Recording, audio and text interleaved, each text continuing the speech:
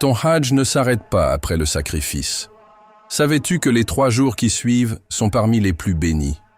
Les jours de Tashrik, 11, 12 et 13 Dhul Hijjah, sont un cadeau d'Allah pour parfaire ton pèlerinage.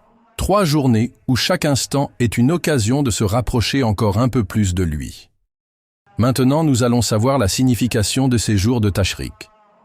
Le prophète sallallahu alayhi wa sallam nous a enseigné, comme le rapporte Muslim, qu'en ces jours nous devons multiplier le dhikr, Allahu Akbar, Alhamdulillah, La ilaha illa Allah.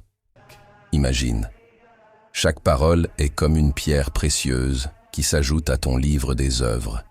Ces jours sont une véritable école de rappel et de gratitude. Chaque matin, à Mina, tu vivras un moment fort, la lapidation des 3 stèles. Voici comment faire. Premièrement, commence par la petite stèle que on appelle Jamrat Sougra avec 7 cailloux. Ensuite, la moyenne que on nomme Jamrat Wusta, toujours 7 cailloux. Enfin, termine par la grande stèle que vous connaissez déjà, Jamrat.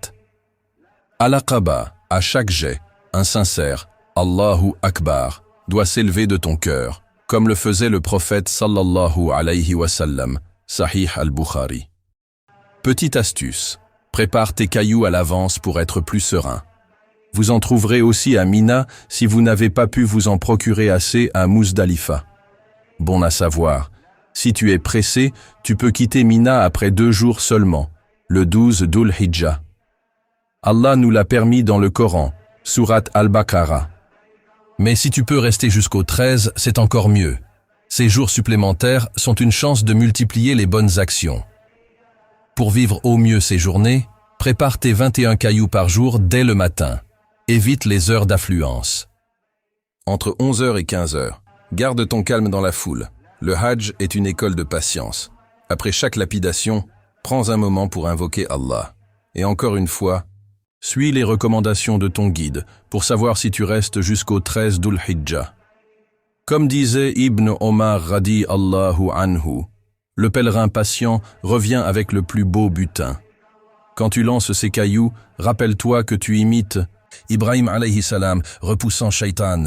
Mais c'est aussi ton propre nafs que tu combats, ton ego, tes mauvaises habitudes. Chaque Allahu Akbar est une victoire sur tes faiblesses. Si ces conseils t'ont éclairé, partage-les à un futur pèlerin. Qui sait, peut-être seras-tu la cause qui l'aidera à vivre pleinement ces jours si précieux. Qu'Allah fasse de notre Hajj une purification complète.